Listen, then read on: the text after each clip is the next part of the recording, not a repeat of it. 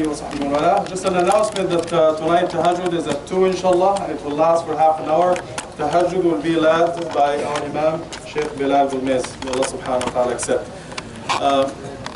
So again, Bismillah, alhamdulillah, salatu wassalamu ala rasulullah wa ala alihi wa sahbihi wa ala. Assalamu alaikum. So sometimes you feel in life like saying, yes, we can't.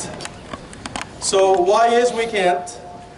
We can't afford to protest qadr Allah subhanahu wa ta'ala, right? So النبي صلى الله عليه وسلم يقول في الحديث الصحيح من سعادة ابن آدم رضاه بما قسم الله ومن شقاوة ابن آدم سخطه بما قضى الله. So the Prophet صلى الله عليه وسلم says the happiness of the human being is in accepting qadr Allah, and the displeasure of the human being or the misery of the human being is in protesting qadr Allah subhanahu wa ta'ala. And the reason for that is sometimes we see one pixel but we don't see the whole picture. Right? So we see this small pixel and we say life is miserable, but you don't see the whole picture. So it is part of who we are as human beings. Allah subhanahu wa ta'ala says in the Quran, لَقَدْ خَلَقْنَا الْإِنسَانَ فِي كَبَدٍ. We have created human beings in constant struggle. And Allah subhanahu wa ta'ala says, وَنَبْلُوكُمْ بِالشَّرِّ وَالْخَيْرِ فِتْنَةً. We test people with good and bad. Sometimes Allah subhanahu wa ta'ala will give you something like money, a wife, a husband, a good job. You think it is amazing, and it turns out to be something terrible. Or Allah subhanahu wa ta'ala will allow something bad to happen to you, and you start crying, this is terrible, I'm doomed, I'm finished. But it turns out to be the most amazing thing that has happened to you. Because again, وَاللَّهُ يَعْلَمُ وَأَنْتُمْ لَا تَعْلَمُونَ. Allah subhanahu wa ta'ala knows, and you don't know. So again, part of the struggle in life, a lot of people are not happy with qadr Allah subhanahu wa ta'ala. So sometimes it's benign, as they say in medical terms, and sometimes it's very acute, very extreme. So again, the example I like to give, if you ask a little kid, like this guy over here, 9 years old, what do you think will make you happy in life? He will say, well, I want to be an adult, I would like to have my own job, I would like to have money, go to the candy store, fill up a truck with candy, go to Toys R Us, buy all the toys are there, go to Best Buy, buy all the iPads, all the iPhones. If I have my own money and I have my own life, I would be happy because I'm old, I can enjoy life. And if you ask someone in their 80s, what will make you happy? They will say the opposite. I want to go back to childhood. I want to be able to jump around. I want to be able to enjoy life and so on and so forth. If you ask someone who is poor, what will make you happy? Of course, they will say, I want money. Money will make me happy. And if you ask someone who is rich, they will say, man, I want to be able to sleep peacefully at night. I'm always afraid that the stock market will collapse, I'm going to lose my money, or at least a chore, a thief is going to come and take my money, break into my house. And one of the biggest concerns that we always have in life, that your wealth, the good things that you have in life will be taken away from you, or you will be taken away from them. And Allah subhanahu wa ta'ala is giving us this guarantee that in Jannah, you are not taking away from Jannah. Once you are inside, you cannot be taken out. And Jannah cannot be taken away from you. This is the opposite of what happens in dunya. If you talk to someone, for example, who is single, and they are desperate, they have been looking for years for a wife. And mashallah, they set the standards so high. I want, mashallah, a sister with ijaza in Qira'at al-Ashra, who has done Hajj 5 times, has done this and this, and they set the standards so high. Some of the brothers come to you and say, dude, you're talking about something out of this world, And they set the standards so high, and they wait till, mashallah, they are 45, they are 50, they couldn't find anyone. And they come to me again, oh, okay, what are you looking for? What are the standards this time? And they say, it doesn't matter, man. I want a one-eyed, one-legged witch from like the movies. The ones who fly with the broom. So this is for someone who is single and they're looking for a wife. And if you talk to someone who has been married for like 10, 11 years, they're pulling their hair off. And you can easily see it because there's no hair left. And I'm not picking on anyone, by the way. If you talk to someone who has been married for 5, 7 years, I know some people, no kids, Subhanallah, they are desperate to have kids. And if you talk to another person, I know some families, mashallah, they have minimum 12 kids and up. If you talk to them, they want to jump in the ocean. You know, they say in Arabic, hikmah is not to repeat the same mistake twice. And some people end up repeating the same mistake 15 times in a row, right? If you talk to someone who has suffered a lot in life, and they say, you know what, I've come to a point in my life because there is no justice in this world. People are dying. It is always the same miserable news every day. The only difference in the news is the number of people who died today. So every day it's the different figure, right? And if you ask them what will make you happy, they say, I want to die.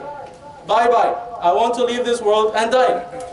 And we know by just reading the Quran, when people die, they have one request. Rabbi irji'un, I want to go back to life.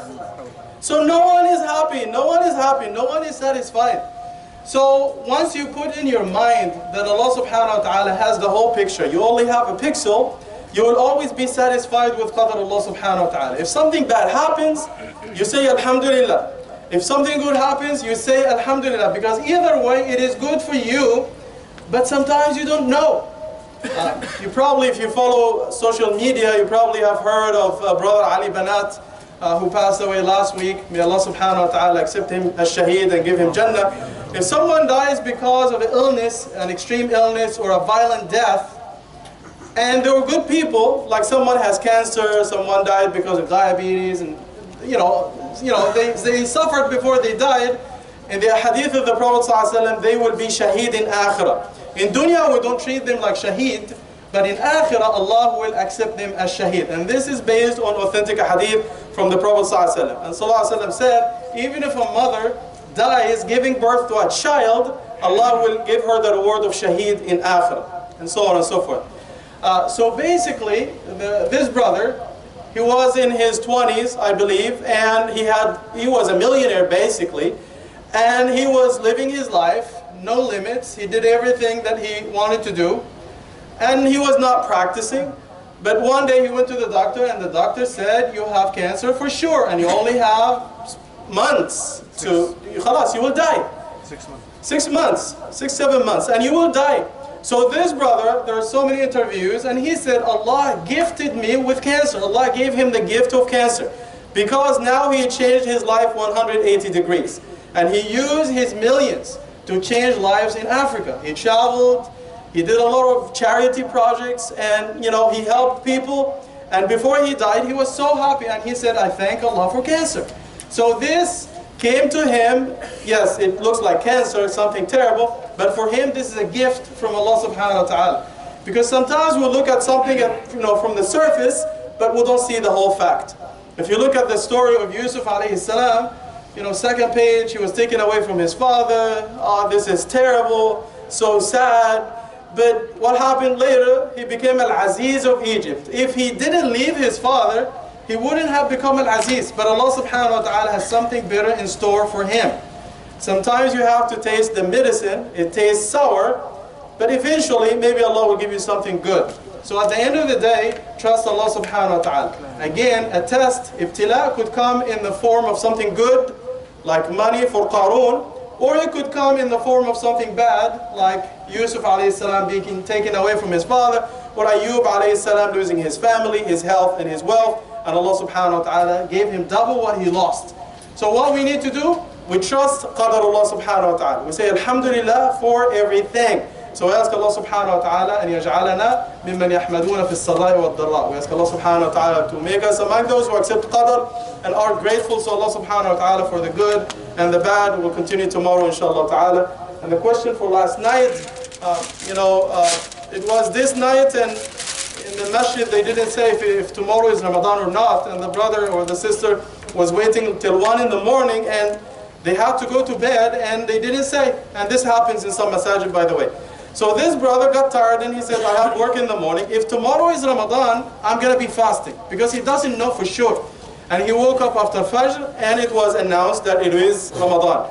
Some of the ulama say you have to have the niyyah from last night. It shouldn't be conditional. And this is based on a hadith by Imam Ahmad, rahimahullah, and this is supported by Ibn Taymiyyah. He said, this brother couldn't do any better. This is the best they can do. And in this case, their fasting is acceptable, and the chosen opinion in this case is the opinion of Imam Ahmad. In this particular case, if you say, if Ramadan is tomorrow, this is the best I can do, khalas, Allah will give you the reward for your fasting. You don't have to make up the day. And the winner is brother Hussam al-Ahmad. Hussam al-Ahmad. MashaAllah. Takbir. Jazakallah khair. Fast, fast. Yes, we can. Jazakallah khair. Barakallah fiqh. And tonight's question is easy, inshallah. We want some young ones to answer. When did Ramadan become fard? When Allah subhanahu wa ta'ala make Ramadan fard? Which year? Before Hijrah, after Hijrah? If you know the answer, email me before tomorrow Asr at Imam Mustafa at Anatolia Center. That's the age. Jazakallah khair.